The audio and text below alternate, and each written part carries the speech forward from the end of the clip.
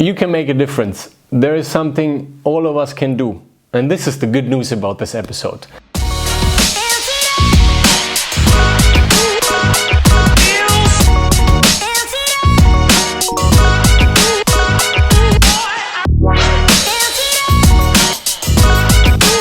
Herzlich willkommen, benvenuti, and welcome to SGN Europe. I'm your host, Giuliano Lenz.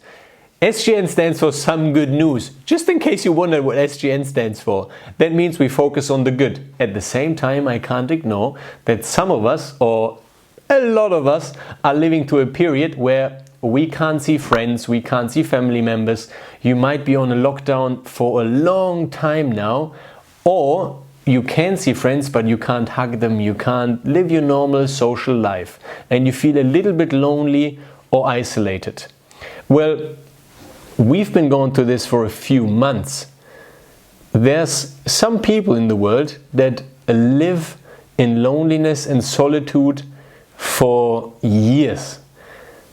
The elderly in our community very often live alone and don't have anyone even to FaceTime. I mean, you might be on lockdown, but you can FaceTime your family, friends, or anyone.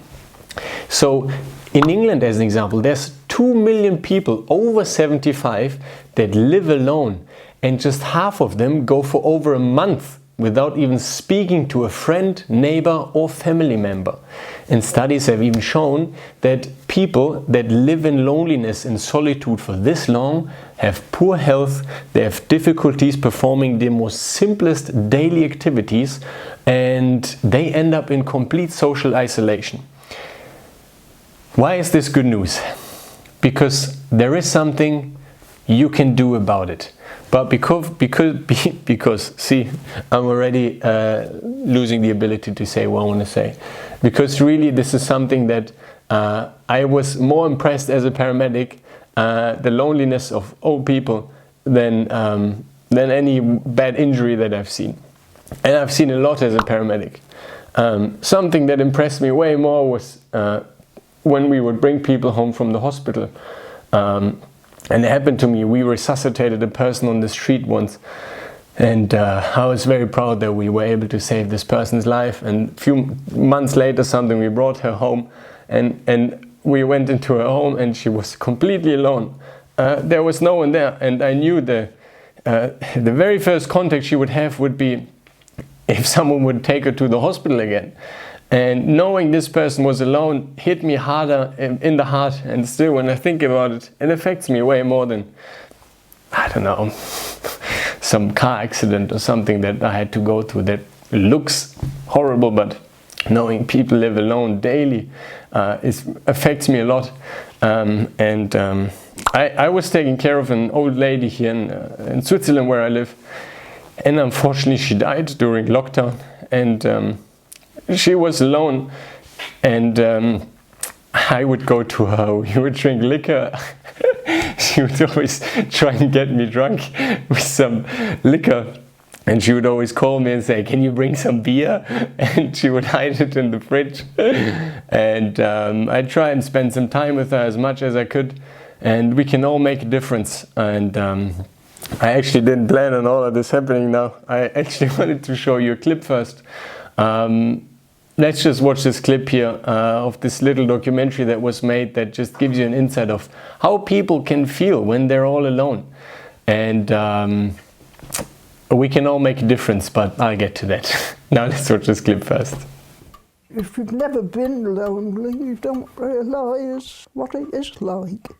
It feels as though you've been dumped in the deep end and there's nobody there to rescue you. Well, you go hours and hours, never speak to anybody. I don't think you'll ever get used to it. You know, it's always loneliness. How do you measure loneliness when even trying to talk about it takes your breath away? The room's just empty. 91-year-old Margaret Nicholas has lived in this house virtually her whole life, first with her parents, then her husband and family. 2 years ago, her husband died. Now it's just her. We used to do the garden together, do our shopping together. Everything was done together. But you obviously miss him. I do. Margaret's granddaughter takes her shopping and neighbours pop in to check she's okay.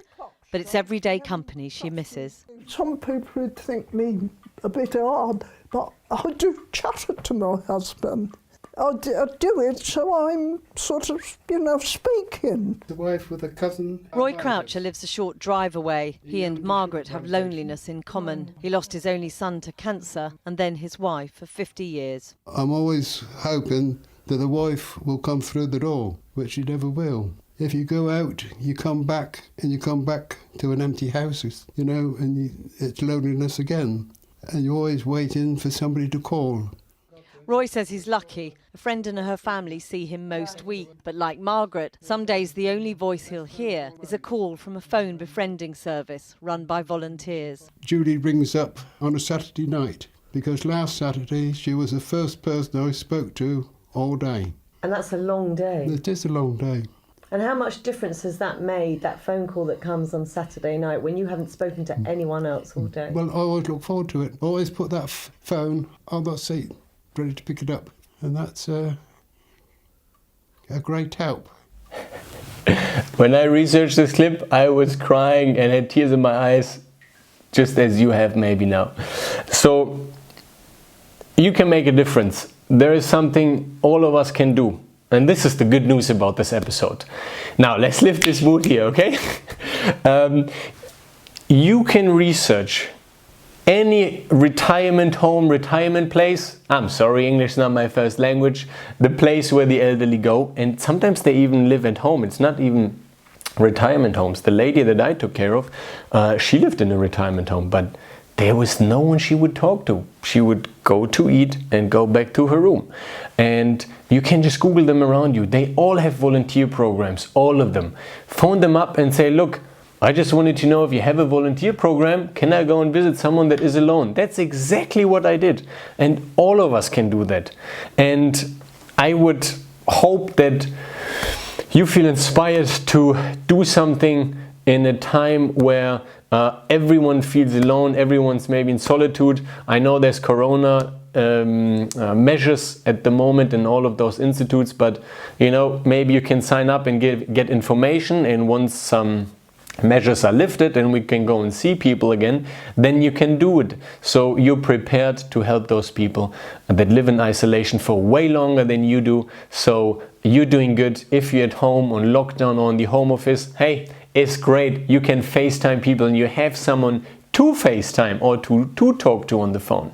And anyone that always says, yeah, I'm gonna make this much money and then help someone, or then I'm gonna donate, then I'm gonna do something good, you can always donate your time, which is often much more worth and has way more value than any money in the world. So go out there, do something good, be the good news to one person, and it will make a difference and it will change that person's life. Oh my God, I have to wrap this episode up. Thank you for watching Some Good News Europe. I'm your host, Giuliano Lenz. Thank you for watching this very emotional episode, and I hope you're going to be good news to someone out there. Thank you for watching.